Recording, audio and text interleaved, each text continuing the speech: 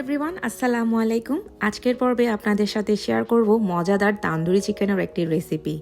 আর এই তান্দুরি চিকেন তৈরি করার প্রসেসটা এক একজন এক একভাবে করে থাকেন। তবে বিভিন্ন দোকান কিংবা রেস্টুরেন্টগুলোর পাশে যে তান্দুরি চিকেনের একটা স্মোকি সুগন্ধ পাওয়া যায়, ঘরোয়া পদ্ধতিতে ঠিক সেরকমভাবে আমি এই তান্দুরি চিকেনটা আপনাদের সাথে শেয়ার করব। আশা করছি আমার এই রেসিপিটি আপনাদের ভালো লাগবে। চলুন তাহলে দেখে নেওয়া যাক রেসিপিটি। প্রথমেই এখানে তান্দুরি চিকেনের জন্য 400 গ্রামের 2টি লেগ পিস নিলাম। চাইলে মুরগির মাংসের যে কোনো পিস দিয়েও এই রেসিপিটি করা যাবে। আর মাংসগুলো এভাবে একটা টিস্যু দিয়ে ভালো মতো মুছে নিতে হবে, যাতে মাংসের উপরে এক্সট্রা পানিটা না থাকে। মাংসের ভিতরে মশলা যাতে ভালো মতো ঢুকে, এই জন্য মাংসের গায়ে এভাবে ছুরি দিয়ে কেটে দিতে হবে। তাছাড়া মাংসগুলো যেহেতু একটু বড় সাইজের নিয়েছি, তাই ছুরি দিয়ে একটু কেটে দিলে এভাবে মশলাগুলো মাংসের ভেতর পর্যন্ত ভালো মতো ঢুকবে। এখন প্রথম পর্যায়ে মাংসগুলোতে সামান্য লেবুর রস আর লবণ দিয়ে মেখে নিচ্ছি। এভাবে মাংসগুলো 5 থেকে 10 মিনিটের মতো এক সাইডে রেখে দিয়ে এবার তান্দুরি চিকেনের জন্য মশলার একটি পেস্ট তৈরি করে নিতে হবে।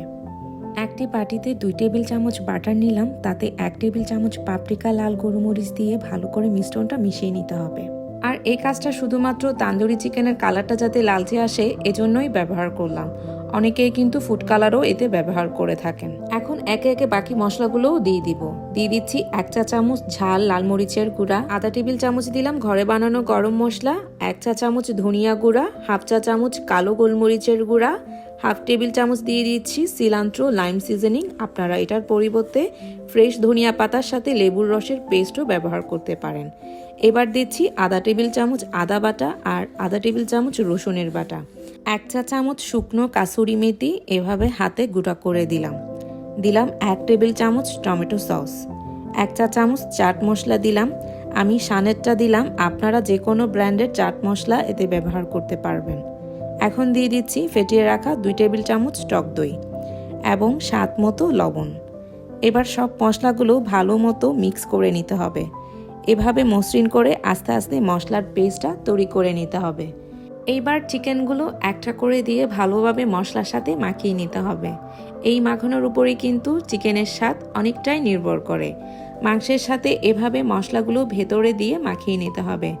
আর মাংসের 2 পাশটাই কিন্তু ভালোভাবে মশলা দিয়েই মেখে নিতে হবে। এভাবে মেখে প্রায় 3 থেকে 4 ঘন্টার মতো ম্যারিনেট করে রাখতে হবে, যাতে মশলাগুলো মাংসের ভেতর অবধি ভালো মতো ঢুকতে পারে। আর একদিন আগে রাতে করে রাখতে পারলে তো অনেকটা ভালো রেজাল্ট পাওয়া যায়। তারপরেও হাতে যদি সময় না থাকে, অন্তত 30 মিনিট হলেও মাংসগুলো ম্যারিনেট করতে হবে। এইদিকে তান্দুরি চিকেনের সাথে সার্ভ করার জন্য তৈরি করে নিচ্ছি দই সালাদ। এখানে হাফ কাপ টক দই ফেটিয়ে নিলাম আর এর সাথে দিয়ে দিলাম 1 টেবিল চামচ চিনি আর হাফ চা চামচ লবণ। একটু মিশিয়ে নিলাম। এরপরে দিয়ে দিলাম 1 চা চামচ রসুনের পেস্ট। আবারও সব কিছু ভালো করে মিশিয়ে নিচ্ছি। এখন দিয়ে দিচ্ছি 2 টেবিল চামচ শসা কুচি আর 1 টেবিল চামচ কুচি করা ধনিয়া পাতা। এই তো মিক্স করে নিলেই হয়ে যাবে তান্দুরি চিকেনের সাথে সার্ভ করার জন্য দই সালাদ। প্রায় 3 ঘন্টা মাংসগুলো ম্যারিনেট করার পর চুলায় ফ্রাই করার আগে আবারও মাংসগুলো মশলার সাথে আরেকটু মেখে নিচ্ছি। এবার একটি পাতিলে 3 টেবিল চামচ অলিভ অয়েল দিলাম। মাংসগুলো ম্যারিনেট করার সময়ও কিন্তু 2 টেবিল চামচ বাটার ব্যবহার করা হয়েছিল। এখন মাংসগুলো তেলে দিয়ে ফ্রাই করে নিতে হবে। প্রথম পর্যায়ে 1 থেকে 1.5 মিনিটের জন্য চুলার আঁচটা মিডিয়ামে থাকবে, যাতে মাংসগুলো 1 মিনিট পর উল্টানোর পরেই উপরে এই লালচে কালারটা সুন্দরভাবে আসে। এখন সাথে সাথেই চুলার আঁচ লোয়ে রেখে আস্তে আস্তে মাংসগুলো ফ্রাই করে নিতে হবে। তাছাড়া বেশিক্ষণ চুলার আঁচ মিডিয়ামে দিয়ে ফ্রাই করলে মাংসগুলো পাতিলের তলা নিতে লেগে যাবে, আর তান্দুরি চিকেনটা তখন খাওয়ার সময় তেতো লাগবে।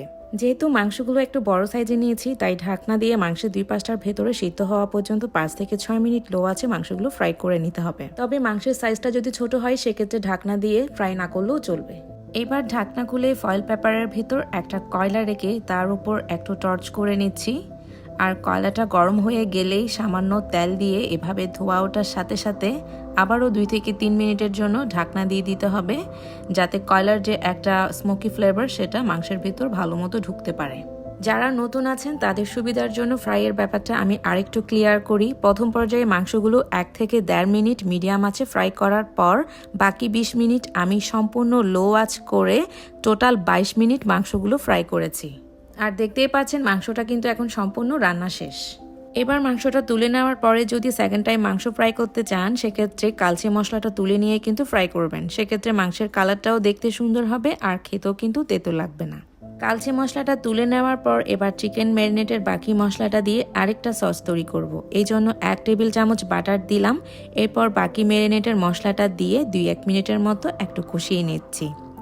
এভাবে তেলটা উপর থেকে বোঝা গেলে সামান্য ওই বাটি দেওয়া পানি দিয়ে আবারও ঢাকনা দিয়ে 3 থেকে 4 মিনিট মশলাটা ভালো মতো কষিয়ে নিতে হবে। আর 3 থেকে 4 মিনিট মশলাটা এভাবে কষিয়ে নেওয়ার পরে কিন্তু দেখবেন উপর থেকে তেলটা খুব সুন্দরভাবে বোঝা যাচ্ছে। আবারও একটু মশলাটা নেড়ে চেড়ে দিতে হবে। আর মেরিনেটের এই মশলাটা দিয়ে গ্রেভিটা তৈরি করলে তান্দুরি চিকেনের সাথে এটার কম্বিনেশন কিন্তু খুবই ভালো যায়। এই তো তৈরি হয়ে গেল খুবই মজাদার গ্রিল সস। আর ফ্রাই করার পর দেখতেই পাচ্ছেন মাংসটা কিন্তু উপর থেকে একদমই ড্রাই হয়ে যায়নি। আর একটা মাংস আমি ছেড়ে দেখাচ্ছি কতটা ভেতর থেকে জুসি ছিল আর সফট ছিল। আর এইটার সাথে সামান্য গ্রিল সসটা নিলাম আর একটা পেঁয়াজ কুচি দিলাম, সামান্য দিয়ে দিলাম দই সালাদ।